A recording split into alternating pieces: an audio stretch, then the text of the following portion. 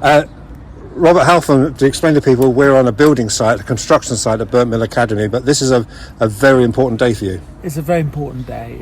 It's a very important day for Burnt Mill Academy Trust because the Burnt Mill School, which is a brilliant school, has been recognised by former Prime Minister David Cameron in Parliament, is getting a brand new school, and it's £30 million.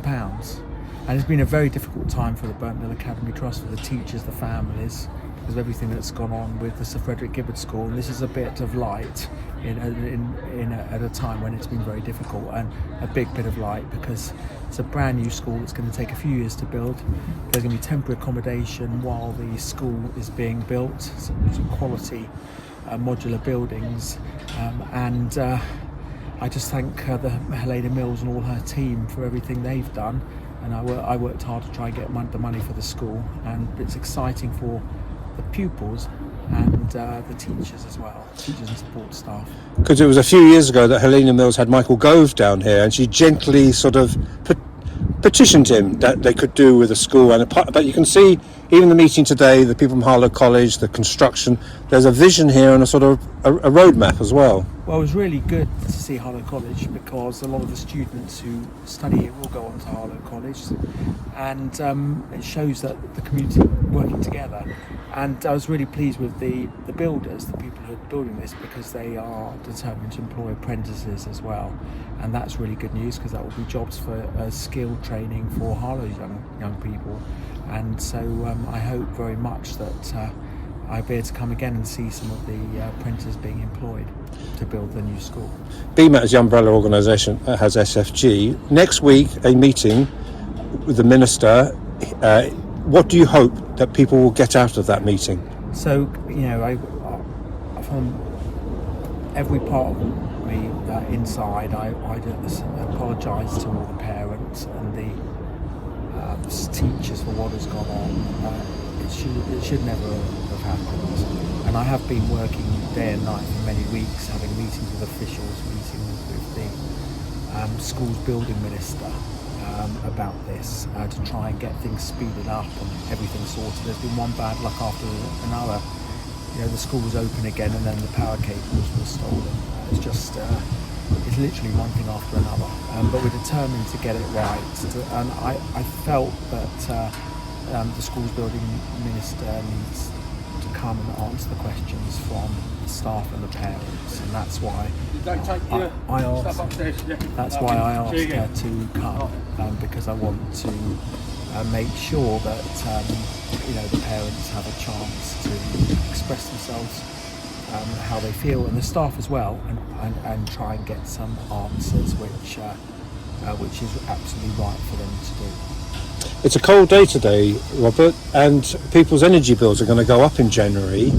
So a lot of people didn't really take much cognizance of the autumn statement, but the next day it was the energy bills.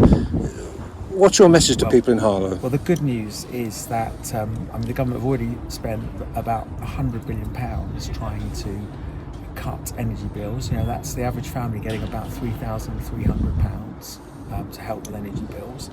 The most important cost effect on the cost of living, of course, is inflation. Inflation means all the prices go up in the shops. Right? When you go and buy food, bread, beans, whatever it may be, it goes up.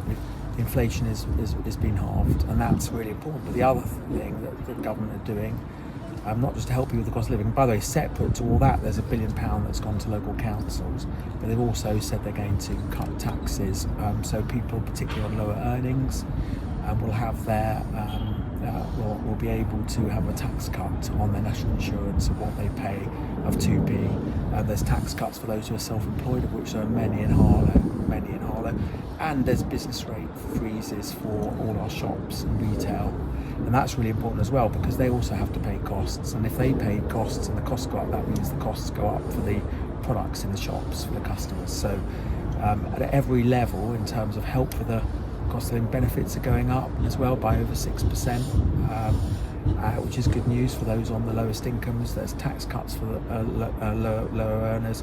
There's multi-billion pound packages for energy support. So I think, given the difficult circumstance we find ourselves because of COVID, we're still 2 trillion in debt, still spent something like over 450 billion on COVID, trying to help people through furlough and make sure jobs weren't lost. Given all that backdrop, I think that the government are doing everything possible to help people with the cost of living. Final point. 7 years ago, people in Harlow, when the highest votes for Brexit, they would have expected net migration not to be at the figure it is right now, wouldn't they? Well, the important thing is that I think people voted for Brexit on a number of reasons. It wasn't just about migration. I think that's a bit of a myth, actually. And I think people wanted to be self-governing. They wanted the country to be self-governing. But the important thing is that the government have said it's too high. They're trying to get it down. But the boats are down by over 20%. And then boats with Albanians coming through, that's gone down, I think, by 90%. Because of the agreements reached. And these aren't easy things, but there's more to come, more measures to come. But it's also worth noting, however, that we've had, rightly so, many Hong Kong people, because of what's going on there, many people from the Ukraine, some of who live in Harlow. I'm very proud of that, and I'm proud of the people from overseas, the immigrants who've come to Harlow, who've made Harlow their home, who work with, set up businesses, work with our local community, and they do an incredible job. And only this morning I was doing a forum early in the morning with all Harlow businesses, and a Hungarian lady who'd made Harlow her home had set up a brilliant dog grooming business and was really successful. And that means she's making, providing for herself and her family, but also paying taxes, which help our public services. So we should be proud of all the people from different backgrounds who've come to Harlow and made it their home. I'm certainly proud of it. But at the same time, we've got to make sure that the priority for me is cracking down on illegal immigration and stopping the boats, and that's what we've had some success with.